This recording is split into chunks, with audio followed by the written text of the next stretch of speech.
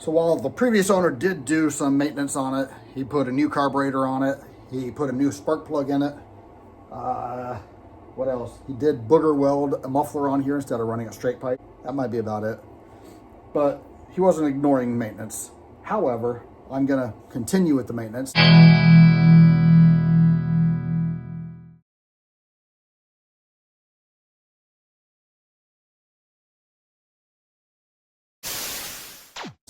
Like, this drive belt is garbage. I mean, look at how the edges are curled up and worn and boogered up. You turn this inside out and look in between. See all those cracks? This is the drive belt. And it's not trash, but it's junk. New one. Premium drive belt is all it says. Actually, it may not be from China. It has a part number on it. I can't read the part number on that, so I'm assuming this is right, and I'll find out here in a couple minutes.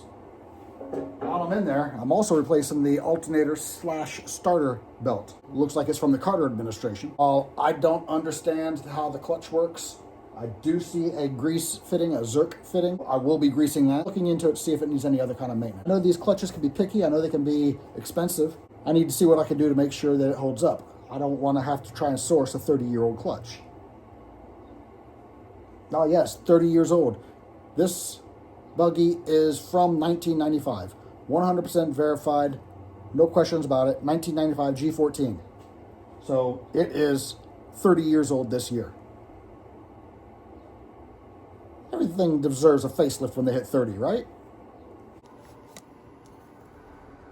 See, right down here is the drive belt, the alternator belt, starter belt. So that's going to be real fun.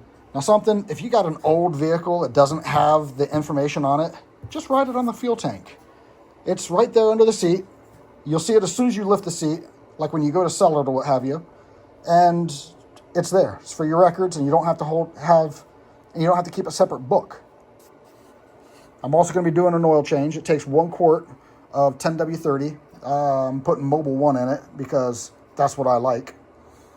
And you can never go wrong with Mobil 1. It's not the best on the market, but it is the best of the department store oils, I guess you could say.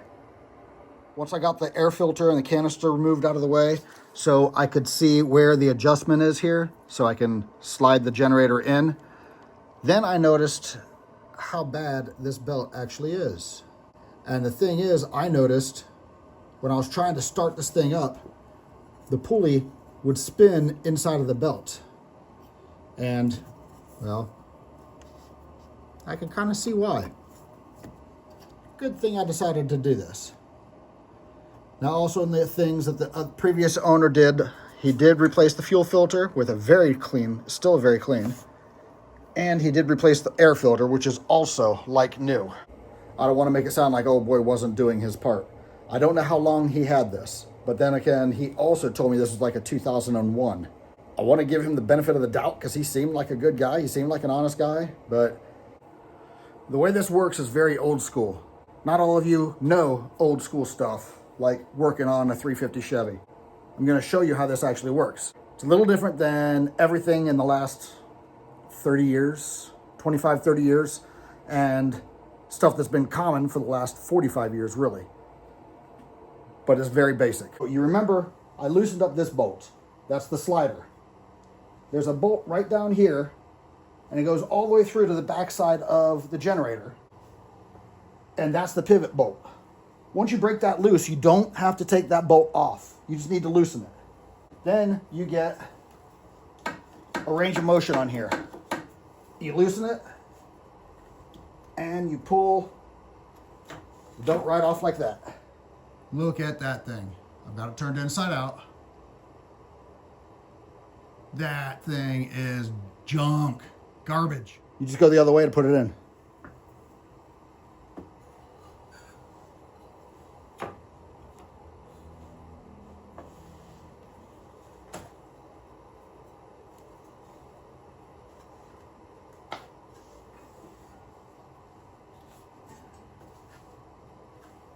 There we go. Beautiful. When it's time to put tension on that generator, on the belt, You need a pry bar. You can use a long extension. You don't have to have a special pry bar. But this is really important, especially if you get a long one. You don't need to put gorilla strength on there, okay? Don't go crazy on it, because all you'll do is burn up the bearings on that generator. You got the pulley on the generator like this. Say we're looking down it, the belt goes like this. If you pull that so tight that it's pulling like this, then what you're doing is pressing on that pulley like this inside of the generator. You will destroy the bearings on here and on back here, and the whole thing will be junk. And you're out probably another $150. I'm sure that's not cheap. It's 30 years old. Where would you go to get one? You don't need to have it super tight. You just need to have it snug and a little bit more. That's something I like doing. That through bolt on the bottom, the one down here, it's a pain to try and tighten that down while you're trying to pry on the starter alternator, because you need 3 hands now. So what I like doing is I like putting my tension on there to where I like it, and then adjusting the adjuster bolt. The bottom's not going to move. It's just a pivot point. It's not going to slide in. So once you crank it over, that's where it's going to stay. Make sure you disconnect the battery first. Right here. Disconnect the negative post.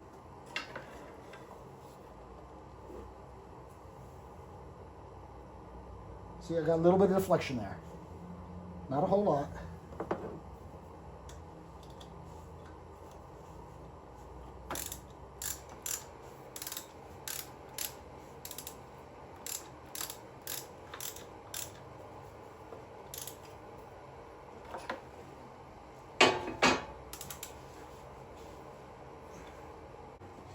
Now, go and tighten the bottom one.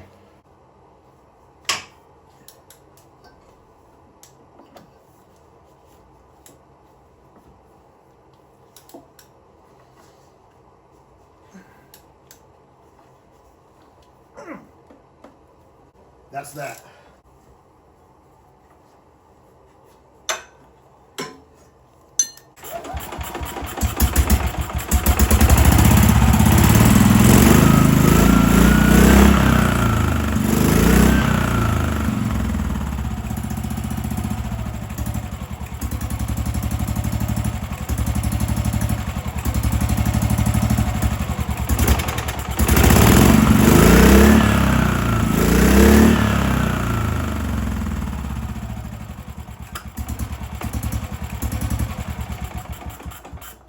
Awesome. Before, this was slipping inside of the belt. Not good. Not good at all. So now I gotta put the drive belt on for the transmission. Right or wrong, all I did was walk this one off. Just pried it off, pulled it off, and cranked it over, and it came off. This could be really hard to put back on. And if that's the case, then I need to find the adjustment point. I'm pretty sure, since all the pulleys are like variable size pulleys that they change as you rev up, I'm pretty sure that I can fit this back on. Let's see.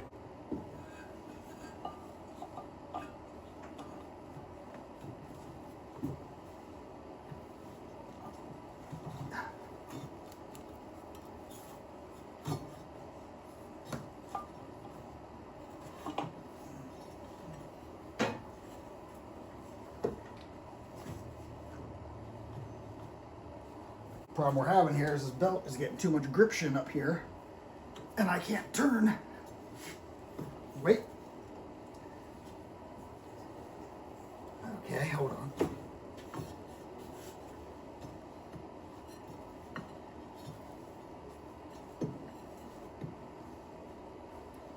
Let's try it going on the bottom.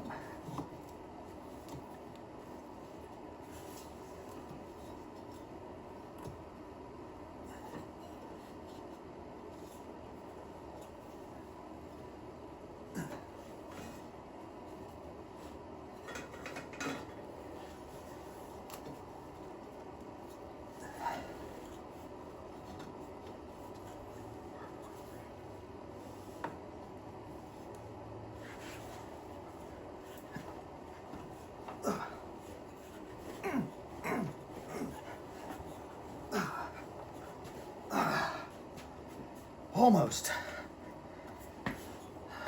There we go. Voila.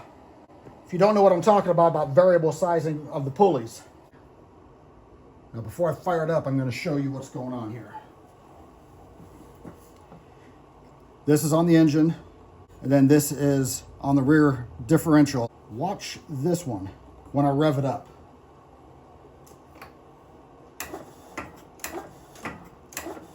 Aha. The generator belt's slipping.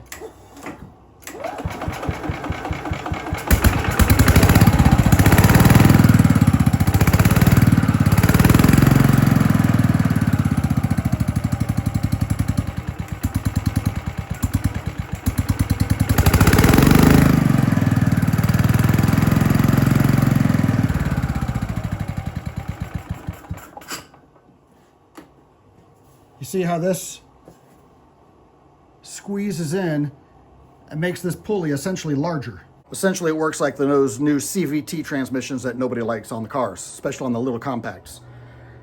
You rev it up, it goes up to a certain RPM, and it just stays there. And the car slows down or speeds up without changing the RPMs of the engine. It just feels weird on a car. It works. It's a good enough system. That works as a clutch also. It allows slippage. When you let off and it opens up all the way, that it's still spinning and the belt's just sitting in there on the shaft, not moving. So it works like a clutch also. Then as soon as you hit the gas, it starts squeezing in, grabs that belt, starts driving. This should drive a lot better now. I'm gonna tighten up that alternator belt just a little bit more. Okay, I've got it jacked up and secured on jack stands. That's a very important piece. Don't get underneath it if it's supported with a bottle jack or with a floor jack. Unless you really trust your tools. My floor jack is a Harbor Freight, so I don't trust it, and I barely even trust those jack stands because those ones are Harbor Freight, and the ones up front are retired military pieces that I got 30 years ago, and they were being thrown away because they were too old. So I have no clue how old these things are. But so far they seem to hold up. So like I said, I'm going to change the oil. And this is not a very difficult deal. Crawl underneath, jack it up, crawl underneath, find the drain plug. Mine's a 17 mil.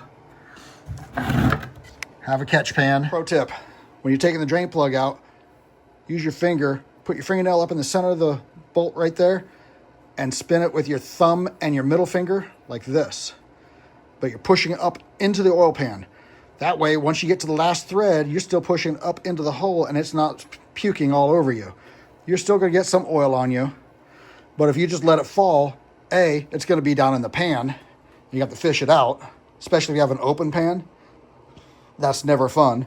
And B, you're gonna get a whole lot more oil than this. I'm not too crazy about how this oil looks. That is super black. It feels a little thin too. It doesn't smell like gasoline, but it's something I'm gonna have to watch for next year and see if that's normal. I don't know. This is my first time changing oil on a golf cart. This may be normal.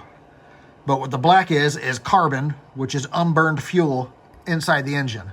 And while carbon's gonna be there, especially on a carbureted engine, the more carbon you have, the worse it is. It could be a bad sign, but we're just gonna run it and see what we get next year. Personally, I like warming up the engine before you drop the oil. That gets, first of all, it gets it flowing a little bit better because hot oil always runs better than cold oil. And also, it kind of gets the contaminants flowing around and suspended in the oil again. Now, this system does not have an oil filter. I don't know about the new ones. I kind of hope they do, but there's no oil filter. So it is actually pretty important to change the oil regularly on these. The people that drive them all the time, you should probably look into doing it twice a year. If you just drive it on the weekends and maybe a week or two through the summer on vacation, then you can get by with every year. Personally, I'm a fan of Mobil 1. I mentioned it earlier. And especially when there's no filter. Synthetic oils, they like to suspend the particles in the oil instead of just letting it all drop down. That's a really good thing with no filter. You need to not just drop the oil, the garbage into the bottom of the pan. The other reason I like the mobile one is my daily driver beater takes 4 quarts of oil. I bought a 5-quart jug, and that leaves me with 1 quart left over. So I get a free oil change on the buggy. Makes sense. Now something else I do, I pour the oil into a different bottle. That way I don't have to try and judge there's a quart left in the bottle as I'm dumping it. It's a big giant 5-quart jug. I put it in these. This has been cleaned out. There's no gear oil in here, but this is what I love. Right here. Pinpoint accuracy. I can put this upside down and just stick it in the filler and walk away and let it glug, glug, glug until it's done. And I don't have to worry about it overflowing. I don't have to worry about it spilling. None of that. These are great. Never get rid of these bottles, especially the caps. I know how it takes 1 quart because it says so right there. And it also says 10W30. This isn't like some old tractor engine. The ones that are older than this might have old style oil, the old single weight viscosity. This takes a multi-weight, 10W30. If you have an old one that takes a single weight, then you're going to have to find that oil and run it. They're very temperamental. I'm running slightly thinner oil. I'm running a 5W30. In reality, this is a little bit thinner than what they called for in this. However, it's only 5 points difference. I'm not afraid to run thin oil on a good running engine. I've been known to run that 0W30 in plenty of older vehicles. Never had a problem with it. It fires up, it runs, it doesn't knock, it doesn't rattle. The oil pressure gauge says it's got oil pressure, so it's all good. So I'm gonna flip this bottle upside down, fill up the engine, and while I'm doing that, I'm gonna pull a spark plug and see what we got here. I think the guy said that he replaced it at the beginning of last summer, but I'm not positive. So I'm gonna see what he did.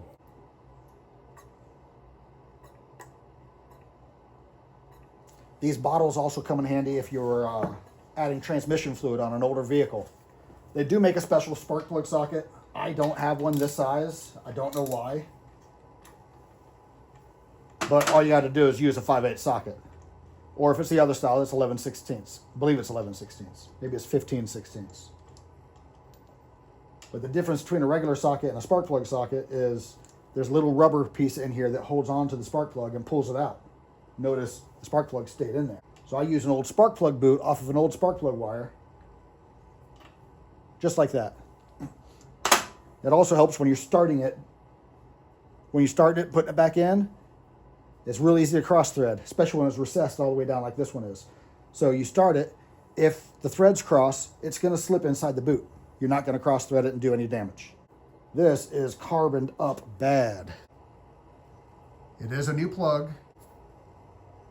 See how down here, not the strap up here, but the electrode right here. See how it's nice and sharp squared off. That means it's a fairly new plug. If it was rounded, then that would mean it's an old plug, or a worn plug at least. It has a lot of carbon on it, and that is from a carburetor that's not quite tuned very well. And I have been playing with this carburetor, getting a little bit more here and there. So all I'm gonna do is clean this up and put it back in. I'm gonna check the gap. That gap doesn't look terrible. Something else I did, and I did it off camera, I noticed that there was a lot of black carbon inside the carburetor. So, old carburetor cleaner, old school stuff. And all you gotta do is take off the air filter. You see how it's open right here.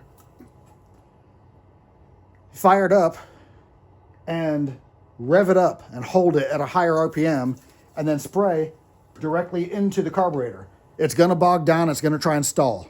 Let off of the bottle and try and keep it running. Pumping the throttle until it fires and starts running again. Then give it some more juice.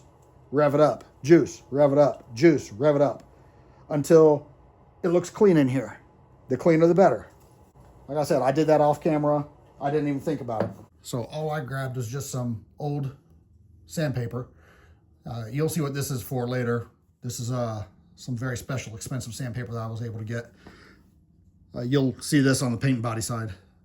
But this is contaminated, so I can't use it on the bodywork.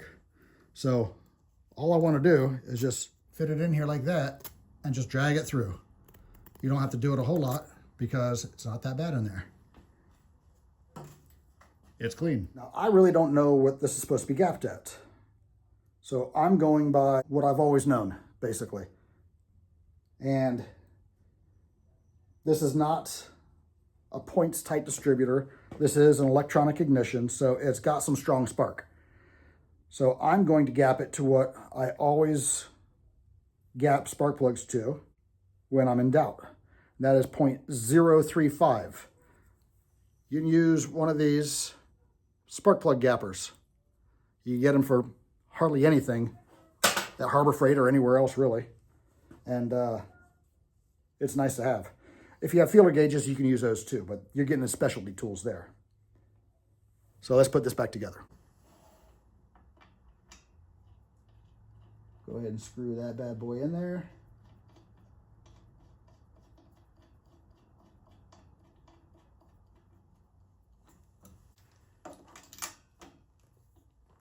Give her just a little bit of torque. Then take your plug wire and boom.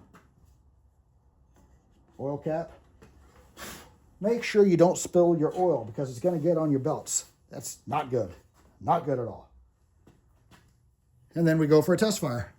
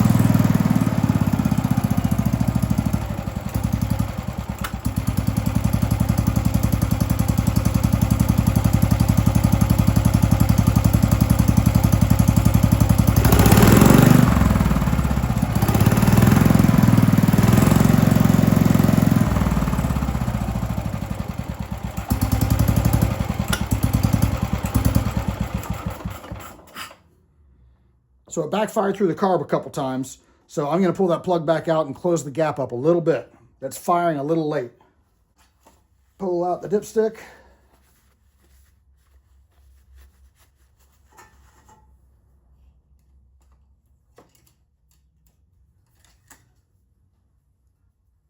There we go.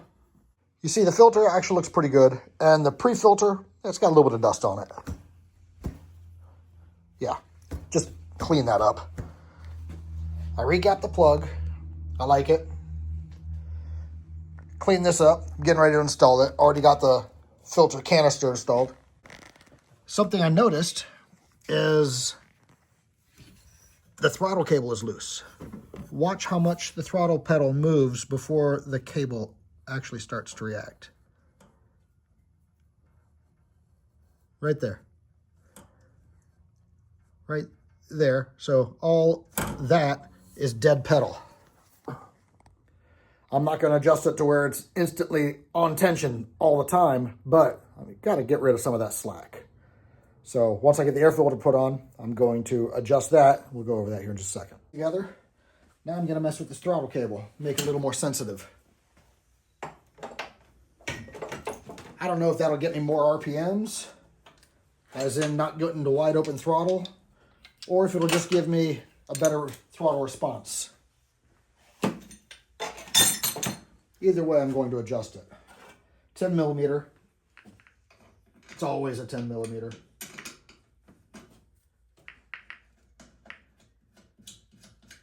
Loosen that one up.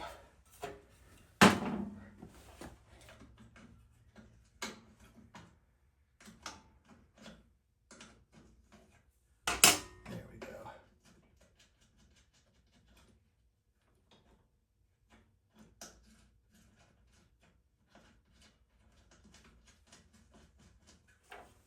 Let's see here.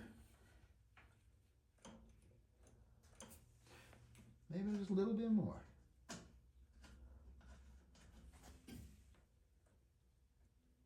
There we go. I like that. I'm over here looking at the throttle. And right there's where it starts to open up. So that gives us a little bit of reaction time. A little bit of space. And the reason you don't want this to be straight instant is because then you'll have the accelerator holding the throttle open. Even if it's just a little bit, that's more than you need. Yeah, I like that. Let's see what happens.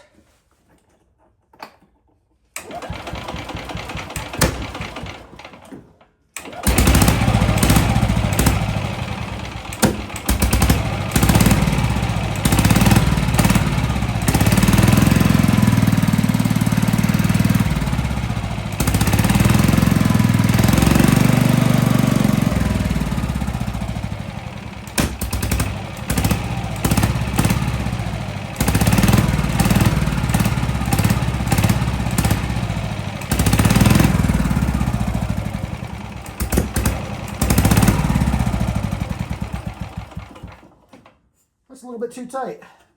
I don't have any low end. In other words, I won't be able to cruise at 5 miles an hour.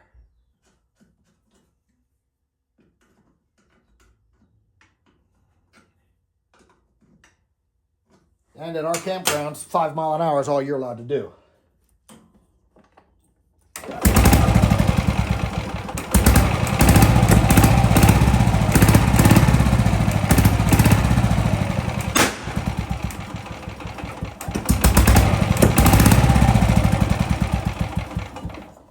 Sometimes it backfires.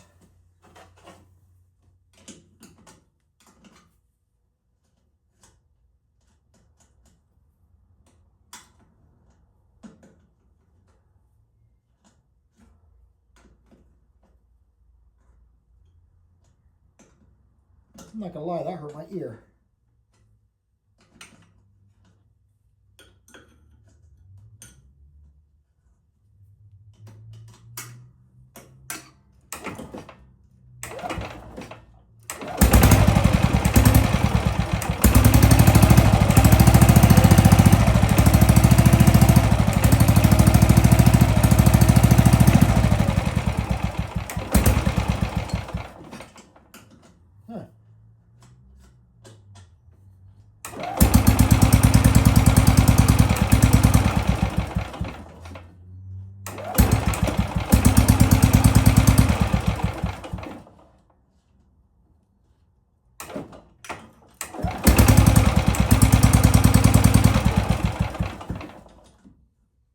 That's where I'm going to put it, right there.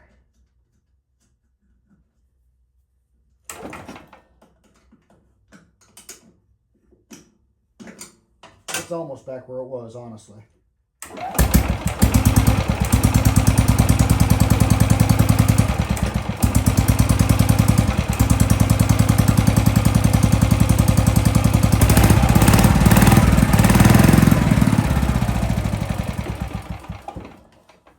Let's play with the carburetor a second. Okay, so there's only 2 screws on this. One is to set the idle, the lowest RPM you can have it, and the other one is going to be the air fuel. Now when this thing runs, it smells awful rich. I can smell gas. So I need to turn this screw in a little bit. And hopefully it'll still run good. Matter of fact, I'm just going to run it all the way in.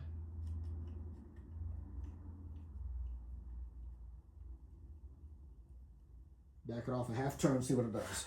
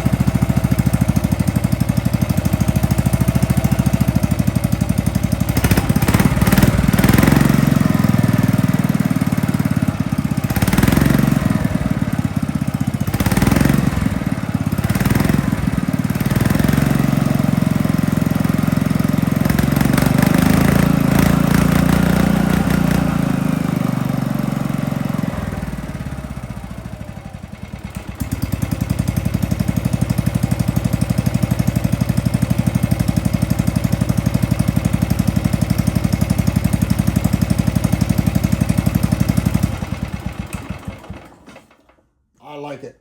It doesn't stink anymore. Throttle response is good. It revs up clean. I'm happy. I'm probably going to be buying another muffler here in the next week or two.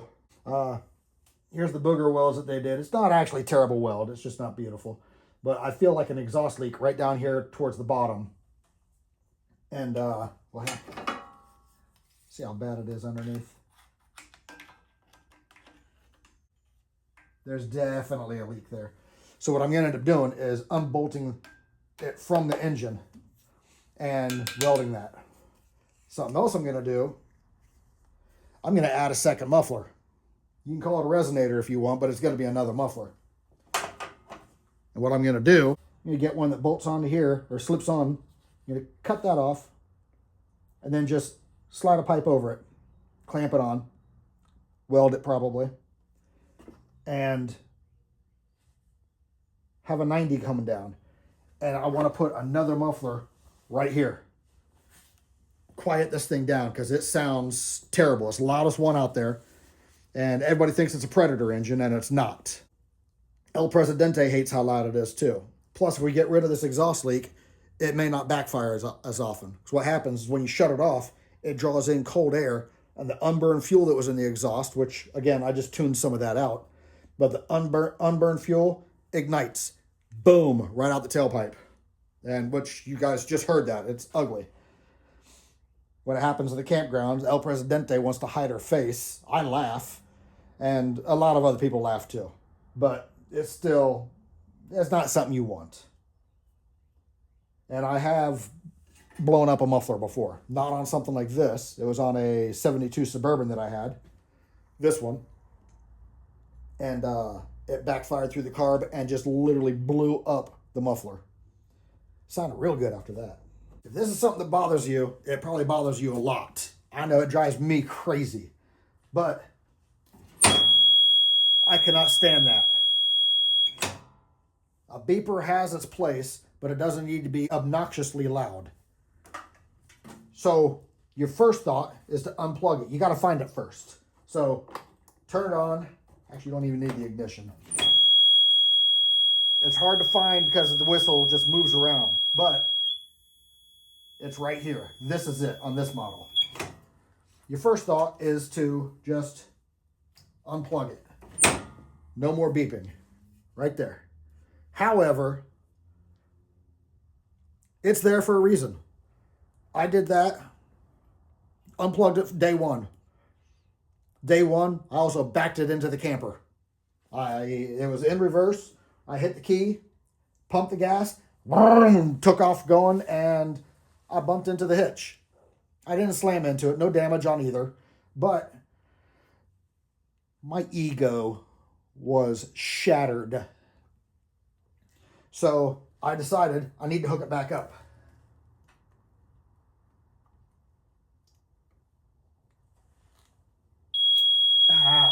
Way too loud. So now I just need to muffle it. Duct tape to the rescue.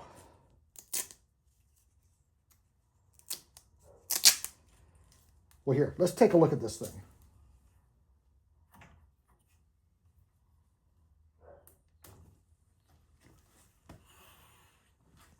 You can see I already had some on there. I'm just redoing this to show you guys. But that's all it is right there. You see that little hole? There it is. That little hole, that's where all that noise comes from. That's it. There's no other speaker hole anywhere. You just put your finger over that and you barely hear it.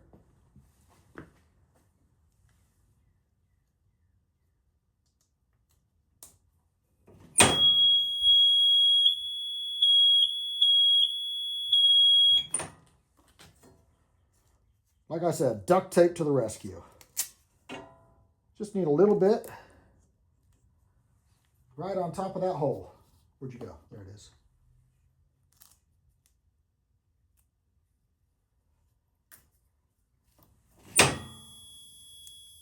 You can hear it, but the neighbors can't. If you need a little bit more noise, you can always tear off some of this and get a little more noise. But I like it just like that. It's enough to let me know it's in reverse. I need to tear apart the brakes and look at them. Something else, another reason for that, this wheel over here binds up. And when I'm going down in the grass and I hit the brakes, this wheel locks up. I actually thought that was the only one that was working at first. If you were to look, right here's how the cables are not even. So it could just be as easy as adjusting the cable, or it could be a problem inside the drum. I don't know. I need to find out. I'll probably do that sometime during the week.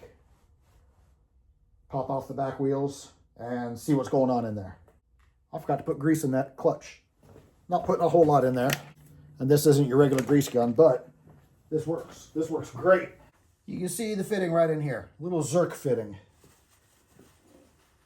Here is where people screw up. Clean that off before you put grease in it. Otherwise, you're just pushing dirt in there. If you're using a full-size grease gun, then scrape the whole fitting clean.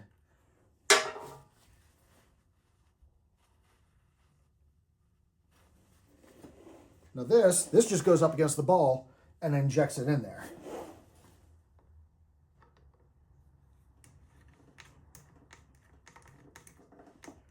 There it goes. But that's the main thing. Clean that off so you're not injecting dirt into the fitting. That's going to be it for your basic winter maintenance. This thing is getting a little bit more than just regular basic maintenance. So I'm still leaving it up on jack stands. I've got it way up. If this was just your regular maintenance, regular winter maintenance, I'd say check the air pressure on the tires and send it.